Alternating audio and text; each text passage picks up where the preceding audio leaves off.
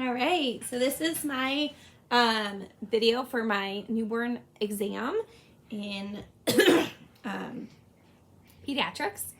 So I have my baby here. She is a couple hours old and she is a girl. Okay, so hi sweetheart. So we're gonna start your exam. Your parents are right up there, so if you need to stop, you can let me know. So I always start by doing the baby's head, checking for suture lines. I'm just gonna feel around, honey. So the anterior right here is open. I'm gonna make my way back across the sagittal suture line and feel the back. I'm always closing my eyes during this part of the exam to make sure that I'm not visualizing anything yet, but I'm just feeling with my fingertips. The posterior is closed, and the lambdonals back here, suture lines are overlapping. The sagittal is not overlapping, and the coronal is not overlapping. So just overlapping right there. So that is great. Take my head down. Checking the ears at this point. As I'm checking the ears, I'm turning baby's head from left and right, making sure they have good range of motion. Checking to make sure ears are open and closed in the back behind their, like fold their ear back, and you can make sure that, visually make sure that it's closed. Turning baby's head this way. A way to kind of have babies turn their head is kind of like walk your fingers in the back, and usually if you walk your fingers like that, they'll turn their head. Making sure this side is open and closed in the back. Making sure eyes are symmetrical and ears are symmetrical with the eyes. It should be in about the same line, so that all appears normal. Nostrils aren't flaring, but they're open, so they look great. Hi, next I'm gonna have you suck on one of my fingers, okay? I always make sure this is okay with the parents, so get the approval from them. I'm gonna insert one finger. I'm checking to make sure that the sucking reflex is there. The baby can accurately suck on my finger. I always put nail side down, palm side of your finger up. I'm also assessing the palate, the height of the palate in the mouth, the width of the palate. I'm feeling to make sure that everything is closed on the inside, that there's no holes in their soft and hard palate. So that all appears very, very normal. Baby doesn't have any teeth. And then their rooting reflex you can kind of do here. If you stroke the side of their face, they will turn their head. If you stroke this side, they will turn their head. They're looking for food. Next, I'm going down for my clavicles. Okay, 1 second, okay? And then you can listen. So feeling for the baby's clavicles, those feel normal and intact. I'm working my ways down to the chest buds. Those are about 1/2 centimeter, a little bit swollen, but all within normal. Feeling the bilateral pulses here. And then I'm gonna grab baby's hands. I'm feeling for the palmar reflex here, kind of grabbing their palm of their hand right here, and they'll close it around your finger. So that, baby, that is great. Everything is normal there. The Moreau reflex, kind of hold baby's hands up like this and let go, and they'll do that startle reflex. That's check to make sure that their nervous system, neurological, that everything is within normal. Next, I'm gonna feel for the baby's abdomen, making sure there's no lumps or bumps. That feels great. Umbilical cord was clamped and cut before the exam, so that appears normal at the moment. We will check again when we come back to make sure that everything is healing nicely, and that there's no concerns there. Next, I'm gonna wrap my fingers around the baby's hips, like this. I always take baby's legs up, and I rotate the hips out. I'm feeling for any pops or clicks in the baby's hips. This baby doesn't have any, so that's normal. Next, I'm gonna check down for the femoral pulses in their groin area. So that is great. I'm also assessing their genitals.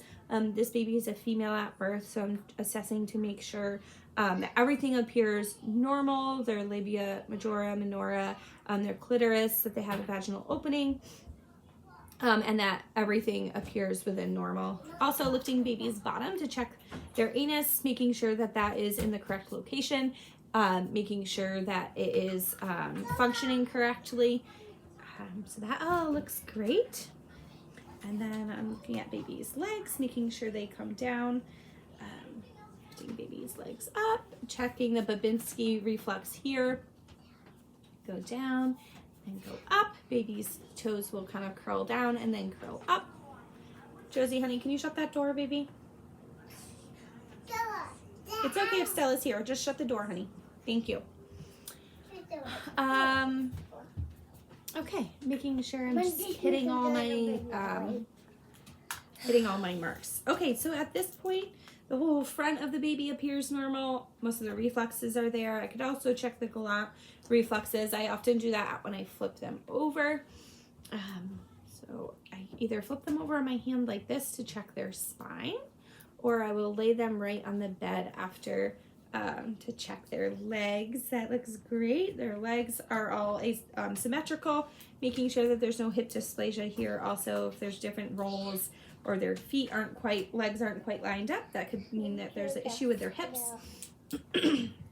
I'm also making sure I'm checking the top of their bottom here, spreading their cheeks a little bit to make sure that there's that indent right at the top of the crease, making sure that there's no hole there and everything was closed. This could be a sign of spina bifida if something's open, and a little bit more of a concerning issue. So I always want to check that. Okay. I'm also assessing their color. Hands and feet are normal to be blue at this point, but if it's right after birth, but they shouldn't appear yellow after birth, and they should be mainly pink and nice and warm at this point. So I'm also checking that. Next, I would check their temperature. Can I see it? Yeah. Okay, thank you. Check their temperature. I always make sure that there's under their armpits are nice and dry. If there's any verdicts, then it could kind of it'll cool the thermometer down. So make sure that's all good.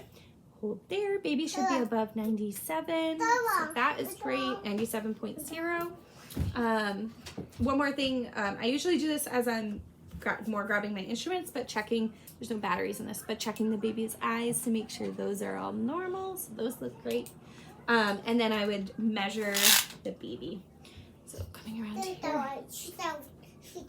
here. Measuring baby's head. Let's see, Josie, what this baby's head is. Let's see. Yeah, let's see, 12. Let's see if this baby is within our normal limits. Let's see. Not me. 11 and a half, and then I would check that. So that's the chest, and then the abdomen I would check. And that is 11, so that's great, a tiny baby. And then I would check the baby's height. Usually roll baby onto their side. I'm checking their height a little bit harder in a big baby. I usually measure down to their bottom, and then I hold that, and then I measure their legs. Their legs are often crunched, so you've got to kind of straighten them out a little bit. This baby's 15 and a half, so very, very tiny baby. Never measured a baby that tiny.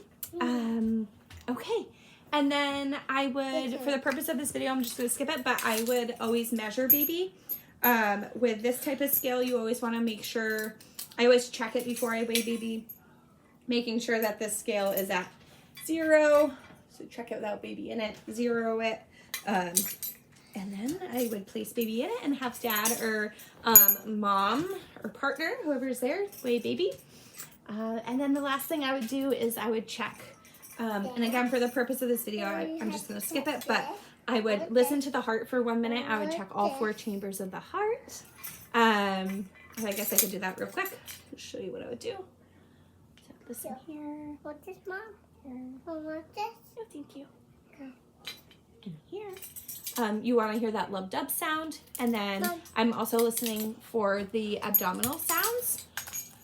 And then I usually I usually put baby back on mom's chest to listen to the lungs, because I feel like by this point they've kind of had it with me and they want to go back to mom.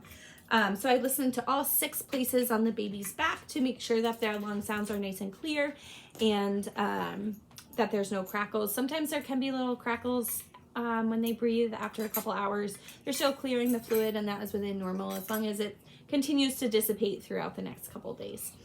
So that's my newborn exam. Making sure baby goes right back onto the chest, birthing person's chest, and making sure they're nice and warm. All right.